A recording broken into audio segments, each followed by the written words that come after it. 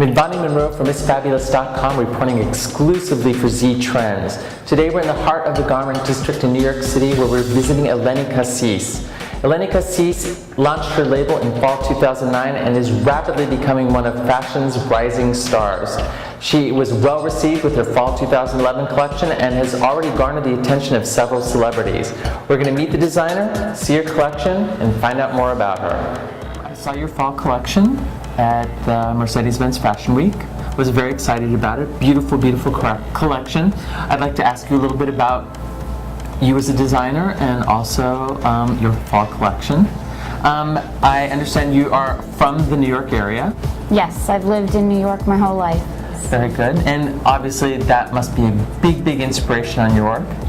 Of course. Actually, my fall collection is inspired by New York itself, so. Now, your background coming into fashion, you came into fashion maybe a little bit later. You were doing something else first? Yes, I actually worked in real estate before I did this. I was a membership coordinator at the Long Island Board of Realtors. And then what drove you into fashion?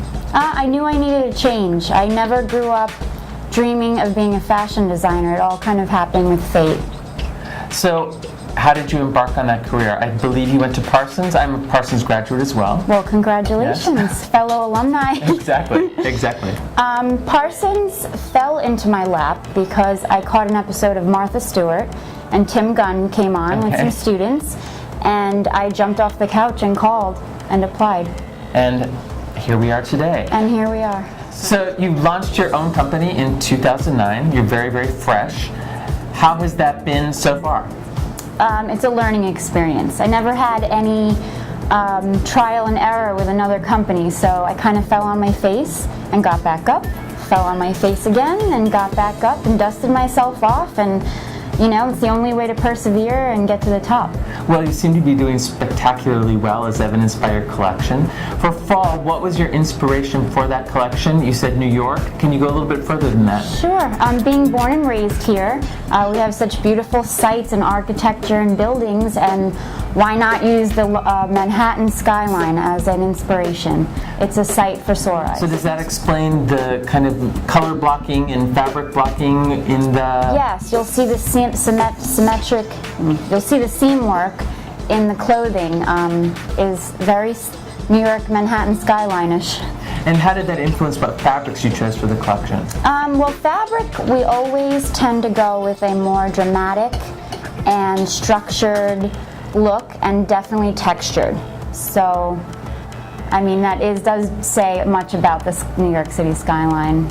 I did love all the texture in your collection. That was very nice, as well as I said, all the seaming and the architectural quality of the designs. Right. These fabrics, I'm bringing them back from the 1960s. A lot of designers don't use them anymore. They're a lot more expensive, and they're not seen these days, and that's the comments I'm getting from a lot of my boutiques, is that they're really appreciating the fabric. Now, color choices for fall 2011. What was your choices for that?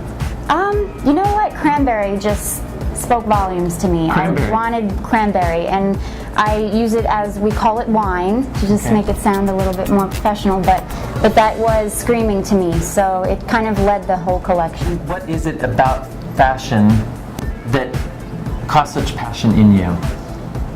It's an unspoken virtue. I can't explain it because most people would give up at this point. With everything that I've been through, I'm surprised that I haven't quit, but you really have to have an undying love for this business to make it through. That's true. I once had a student that I said the exact same thing to, that you need to have like an undying passion, otherwise do something else. It's a long-term investment. Fashion is in every which way, not only in money, but in your passion for it. It's a long-term investment. You've already caught the eye of some celebrities. I know that you've dressed Sandra Bullock and Jennifer Aniston as well. How was that experience for you? Surreal. I mean, you know, the best part of dressing a celebrity is how your family reacts to it. You know, the feeling you get when your mom calls you and she's so elated and excited. It's beautiful.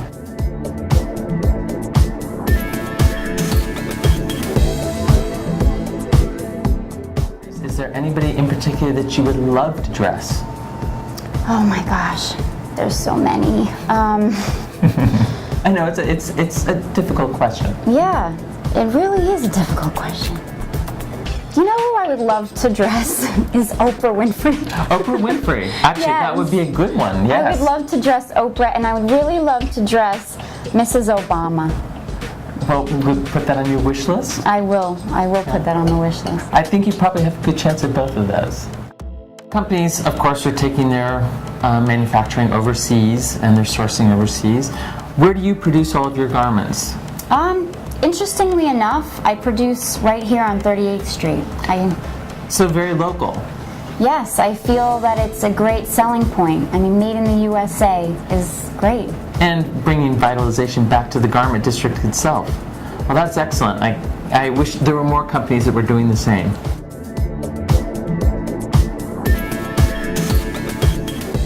Wish you great success and good luck with the next collection. We're looking forward to seeing it in September. And until then, we'll see you soon. Thank you so much for your time. Thank you.